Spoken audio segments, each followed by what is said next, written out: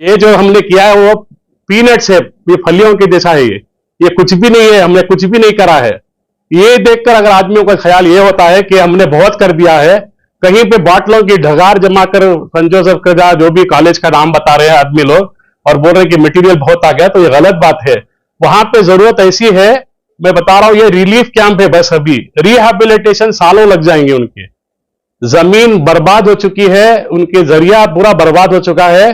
कोई करोड़पति केरला वाला करोड़पति Saudi return, ऐसी बहुत सी अफवाहें फैला रहे हैं। मैं उनसे पूछना चाहता हूं, क्या वो जो भी आदमी कमाने वाला होता है उनके पैसों को लेकर अपने साथ में रखता है या किसी को नाम में नहीं बनाता या बैंक में रखता है? जब आदमी ही फौत हो गया या औरत फौत हो गई, बच्चा फौत होगा, तो उनका पैसा किस काम आएगा? आदमी को ये सोच बदलनी चाहिए कि पैसा मिल रहा है, पैसा है, उनके पास पैसा है। किसे मालूम अल्लाह का बुरा वक्त, अल्लाह ने जब बुरा वक्त दिखाया है, इस बुरा वक्त में ये कैसे चीज क्या काम आती है। आदमी को ये गलतफहमी निकालना चाहिए कि पैसे करोड़पति है। बेंगलुरु के शिवाजीनगर के यूसुफ पटेल और उनके साथियों के जज्बे को सलाम। सैलाब ज़दा केरला के वायनाड पहुंचकर मुतासरीन की मदद। बेंगलुरु के शिवाजीनगर से वायनाड पहुंचकर खाने पीने की अशिया, जरूरी साजो सामान वहां के रिलीफ कैंप में पहुंचाई। इन्होंने रिलीफ के 4 कंटेनर केरला की तंजीम के हवाले किया। वापसी के बाद यूसुफ पटेल और उनके साथियों ने बेंगलुरु में मीडिया से खिताब करते हुए केरला के वायनाड के हालात, कुदरती आफत की वजह से हुई तबाही, जानी नुकसान और वहां फिल वक्त मदद के लिहाज से किन चीजों की जरूरत है, किन चीजों की जरूरत नहीं, इस पर गुफ्तगू की और ये बात कही कि केरला के सैलाब मुतासरीन के लिए जितनी भी मदद पहुंचाई जाए वो कम है। यूसुफ पटेल ने शिवाजीनगर के अवाम का खास तौर पर शुक्रिया अदा करते हुए कहा कि उनकी एक आवाज पर कई लोगों ने केरला के मुतासरीन की मदद के लिए आगे आए। जनूबी हिंद न्यूज रिपोर्ट।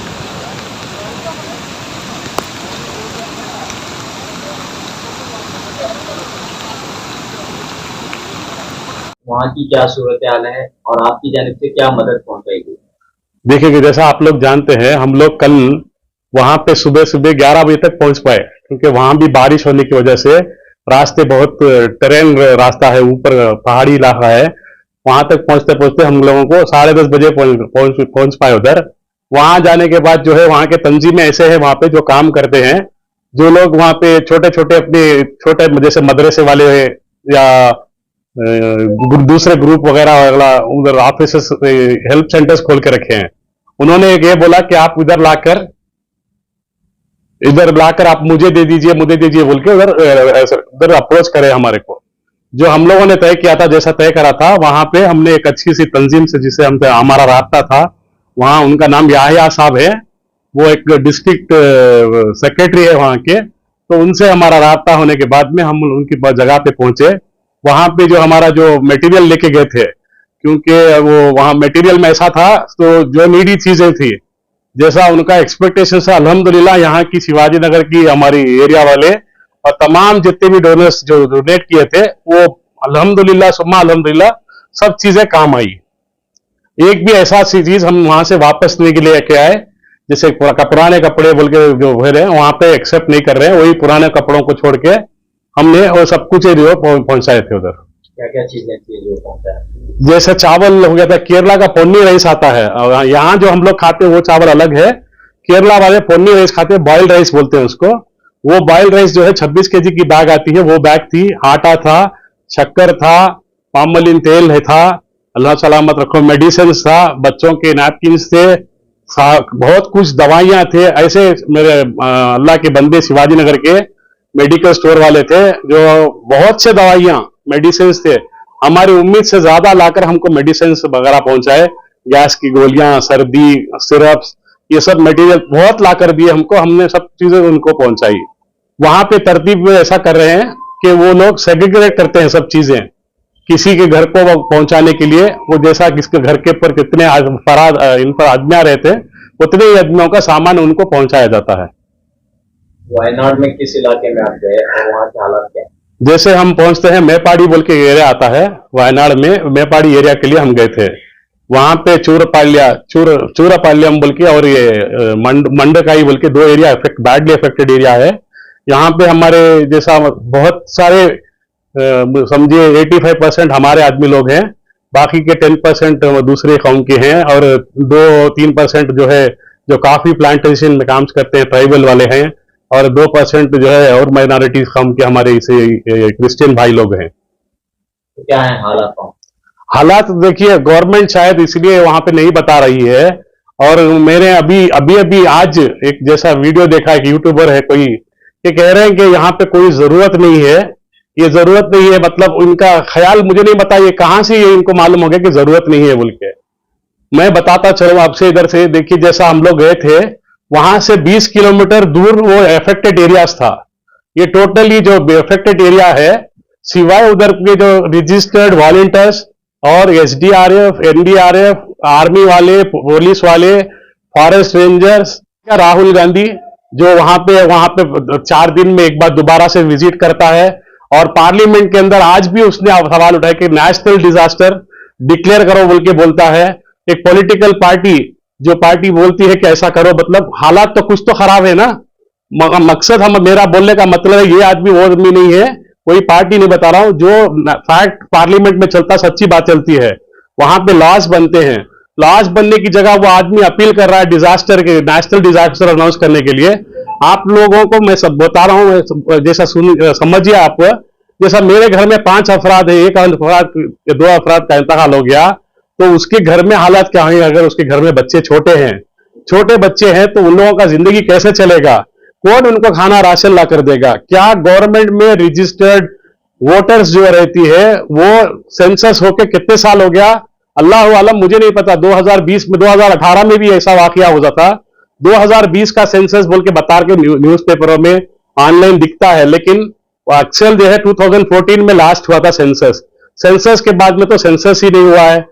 आदमी की तादाद कितनी हुई है? कोई 18 साल का, मतलब 10 साल का बच्चा 18-20 का हो गया होगा आज के दौर में। अब वो बच्चों की काउंट है नहीं है, पता नहीं। अभी जितने पैदा हुए बच्चे वो भी बहकर चले गए हैं पानी में, उनके लिए खाने पानी के लिए चीजें कुछ भी नहीं है। हमारे से कुछ अल्लाह ने काम लिया, मुझे बहुत अच्छा लगा वहां पे पहुंचने के बाद में। और मैं देखा उधर हालात, देखने के बाद मैंने बोला कि मैं कोई वीडियो जो भी है, हम लोग आए बोल के नहीं, बोल के हमने कुछ भी वीडियो सीरियस बनाने का सोचा भी नहीं, हमारे पास वक्त भी नहीं था, वरना आप लोगों को मैं प्रूफ भी देता इसका। सर, अभी जो आपने देखा है जी, वहाँ पर क्या जरूरत है? क्योंकि अभी और 4-5 कैंप जो है बेंगलोर में लगाए गए हैं, जी। तो उन लोगों के लिए क्या जो है जरूरतमंद चीजें हैं जो जा सके के वहां जा सकते हैं?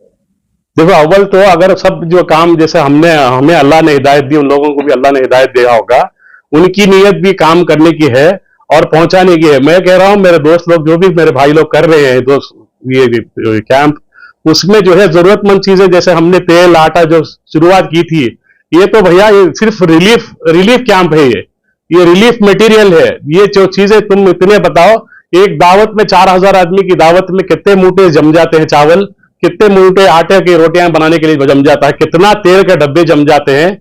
एक शादी होती है तो कोई भी नाम शादी में देखो 25 लाख 30 लाख बोलते हैं। अब ये जो हमने किया है वो पीनट्स है, ये फलियों के जैसा है, ये कुछ भी नहीं है, हमने कुछ भी नहीं करा है। ये देखकर अगर आदमियों का ख्याल ये होता है कि हमने बहुत कर दिया है, कहीं पे बाटलों की ढगार जमा कर संत जोसेफ का जो भी कॉलेज का नाम बता रहे हैं आदमी लोग और बोल रहे हैं कि मटेरियल बहुत आ गया, तो ये गलत बात है। वहां पे जरूरत ऐसी है, मैं बता रहा हूं, ये रिलीफ कैंप है बस। अभी रिहैबिलिटेशन सालों लग जाएंगे। उनके जमीन बर्बाद हो चुकी है, उनके जरिया पूरा बर्बाद हो चुका है। कोई करोड़पति केरला वाला करोड़पति सऊदी रिटर्न, ऐसी बहुत सी अफवाहें फैला रहे हैं। मैं उनसे पूछना चाहता हूं, क्या वो जो भी आदमी कमाने वाला होता है उनके पैसों को लेकर अपने साथ में रखता है, या किसी को नाम भी नहीं बनाता, या बैंक में रखता है? जब आदमी ही फौत हो गया या औरत फौत हो गई, बच्चा फौत होगा, तो उनका पैसा किस काम आएगा? आदमी को ये सोच बदलनी चाहिए कि पैसा मिल रहा है, पैसा है, उनके पास पैसा है, किसे मालूम अल्लाह का बुरा वक्त, अल्लाह ने जब बुरा वक्त दिखाया है, इस बुरा वक्त में ये कैसे चीज क्या काम आती है। आदमी को ये गलतफहमी निकालना चाहिए कि पैसे करोड़पति है। नो डाउट करोड़पति है। वहां पे जो लोग आए थे, कई ऐसे लोग हैं जो अपने फैमिलीज के साथ में वेकेशन, जो बोलते हैं ना हिल टॉप रिसॉर्ट्स है, वैसे रिसॉर्ट्स में सब कर्नाटक वाले भी कितने भी हमारे लोग मर चुके हैं, हमारे बच्चे मरे हैं, वो भी है डाटा। अब गवर्नमेंट में उनको रेस्ट्रिक्शंस हैं अभी, जैसा गवर्नमेंट मीडिया जो है, जो आपने जैसे मेरे भाई लोग अगर वहां पे जा सकते तो अल्लाह के फजल से और बैंगलोर में इल्म होता और कर्नाटक में मालूम होता कि जरूरतें क्या है एक्चुअल में। अब हम लोगों को, मैं आपको वीडियो प्रूफ नहीं देना चाहता, मुझे लास्ट पर खड़कर इसमें कोई भी पॉलिटिक्स करना नहीं है। मैंने जैसे बताया था, आज भी मेरे यहाँ पे आपको बुलाने का मकसद एक ही था, जो जाके आया वो आम आदमियों को मालूम पड़े कि हमने क्या किया। दूसरा जो है, अब हमारा जो वायनाड रिलीफ कैंप था, उसको वायनाड रिलीफ कैंप के बाद से हम वायनाड रिहैबिलिटेशन प्रोग्राम करना चाहते हैं, जिसके लिए आज मैं आपको बता रहा हूं कि मैंने अपने चार्टर्ड अकाउंटेंट से, मेरे एडवोकेट से बात करी है। मैं एक फाउंडेशन खोलने वाला हूं, जिसमें मेरे दोस्त जैसा शिवाजी नगर के आम पब्लिक और मेरे दोस्त जितने भी मेरे कंट्रीब्यूटर्स, डोनेटर्स जितने भी थे वायनाड रिलीफ कैंप में, उनमें से 7 आदमी ऐसे चूज करूंगा जिसमें हेड करेंगे। जिसी के पास यहाँ पे जितने भी मेरे साथ है या बाहर कोई भी है, जो भी थे, किसी को पैसों की आस नहीं थी, इंशाल्लाह आगे भी नहीं रहेगी। लेकिन वायनाड में जो काम करने का हुआ, अल्लाह ना करे दूसरी जगह भी हमें काम करना पड़े, तो मैं एक फाउंडेशन बनाना चाहता हूं, जिस फाउंडेशन में एक विदाउट नॉन प्रॉफिट जो ऑर्गेनाइजेशन कहता है, वो इस तरह से नॉन प्रॉफिट ऑर्गेनाइजेशन खोलना चाहता हूं, फाउंडेशन खोलना चाहता हूं मैं। आइंदा इंशाल्लाह 10-15 दिन में हमारी जो जिससे हमारा राब्ता वायनाड में है, उनसे कैंप हम खोलने की उन्होंने बोला है कि हमें 15 दिन में लिस्ट आ जाएगी जो जरूरत चीजें हैं। मैंने जैसे बोला, रिलीफ कैंप से रिहैबिलिटेशन होता है। रिहैबिलिटेशन प्रोग्राम में टॉयलेट का जग से लेके है ना, खाने की स्पून, प्लेट वगैरह तक की जरूरतें पड़ेगी। इसमें जरूरी चीजें हैं। लैविश लाइफ नहीं चाहिए उनको, एसी या कुछ टीवी ऐसा वैसा कुछ भी नहीं चाहिए। सिर्फ चाहिए जो जरूरत है, जरूरत की चीजें, जो 5 आदमी लोग को खाना खाने के लिए, जैसा प्लेट हो गया, आपको बर्तन हो गया, गैस स्टोव है। अब जैसा कि हमारे फैमिलीज में हमने डिस्कस किया, तो उन्होंने बोला कि वेलूर में एक स्टोव मिलता है जो मल्टी ऑपरेटेड स्टोव है। वो स्टोव जो है गैस से प्लस लकड़ियों से जलाने से और इलेक्ट्रिक शायद कुछ ऑप्शन है उसके अंदर, ब्लोवर आता है, तो ये 3 चीजों से भी चलता है। 30 केजी का चावल तक पकेगा। तो मैं उन वेलूर वालों से इंशाल्लाह राब्ता करूंगा, वहां से बल्क में स्टोव लूंगा। अब जैसा जैसा नॉर्थ साइड में हमारे को कुकर मिलते हैं, कुकर लेने की कोशिश करूंगा। ये तवा जो बोलते हैं ना, स्टील के, यहाँ लोहे के व्यापारियां हमारे बहुत लोग आदमी लोग इस कारोबार में है, उन सबसे अब भी मैं मेरे दोस्तों से भी यही रिक्वेस्ट करूंगा, और मेरे साथ में जितने भी काम करने के लिए तैयार हैं, उन सबको मैं दावत देता हूं इस फाउंडेशन में मेरे साथ जुड़े और रिलीफ से रिहैबिलिटेशन में जाए। इंशाल्लाह हमें इसमें अल्लाह की तरफ से बहुत बड़ी मदद मिलेगी। मेरा कोई इसमें पॉलिटिकल एजेंडा, फिर से बता रहा हूं, एजेंडा नहीं है। मैं ना एस्पिरेंट काउंसलर का हूं, ना मैं एमएलए के साथ में का कुछ भी एस्पिरेंट हो, डायरेक्टर का या कोई भी ऑर्गेनाइजेशन का मुझे कोई भी पोस्ट नहीं चाहिए। अल्लाह के फजल से मेरे वालिदैन ने जो छोड़ रखा है, अल्हम्दुलिल्लाह, मेरे जो नस्लें जो है मेरी आने वाली, वो वेरी वेल प्रोटेक्टेड और मैं बोलूंगा ब्लेस्ड है। मेरे बच्चे एजुकेशनल में बहुत अच्छे आगे में हैं। उन लोगों की तरफ से मुझे टेंशन नहीं है। मैं चाहता हूं कि हर मेरे कौम के आदमी की मैं मदद कर सकूं। जो भी होगा फाउंडेशन के क्रिएशन में, मैं किसी से पैसा नहीं लूंगा, मैं खुद ही से मेरा फाउंडेशन तैयार करूंगा। आखिर में यहाँ से जो मटेरियल्स या अलग अलग कैंप्स हो रहे हैं, वो लोग कैसे जाएं, कहाँ जाएं, उनके लिए आप क्या कहना चाहते हैं? मैं उनसे ये रिक्वेस्ट करूंगा मेरे दोस्तों से कि यहीं पे हमें जाकर जो है, एक साथ में 4 गाड़ियां लेके गए थे। बड़ा भाई ऑटो अशोक लेलैंड की गाड़ियां थी, तो वो गाड़ियों में हम लेकर गए थे। तो हम पूरा ऐसे ही जैसा जैसा फिलअप करके लेके चले गए। तो वहां पे जाने के बाद सेग्रीगेशन हुआ। आटा अलग करेंगे, चावल अलग करेंगे, तेल अलग करेंगे, दवाइयां अलग करेंगे, बिस्किट्स अलग करेंगे, सब कुछ अलग करके वहां पे 400 के 500 वॉलंटियर्स हैं जो ये काम करते हैं। फैक्ट देखना है तो खुद चले जाएं। कोई यूसुफ पटेल पे ना भरोसा करे, या ना कोई हमारे भाई जो आप लोग इंटरव्यू ले रहे मेरा, उनका भरोसा करे। आंखों देखा हाल चाहे तो वो खुद जाकर देख सकते हैं। कोई भी आदमी जो है, खुदा की जब कहर उतरती है तो कोई भी मदद काफी नहीं होती, दुनिया वाला कुछ भी मदद नहीं कर सकता उसका। जो भी करना है अल्लाह ही करेगा, और बस हम लोग जरिया बन सकते। मेरे जैसे और 100 कितने भी कैंप लगे तो भी कम ही होगा रिलीफ मटेरियल के हिसाब से। बाद में जो है रिहैबिलिटेशन प्रोग्राम है वो अलग से चलेगा।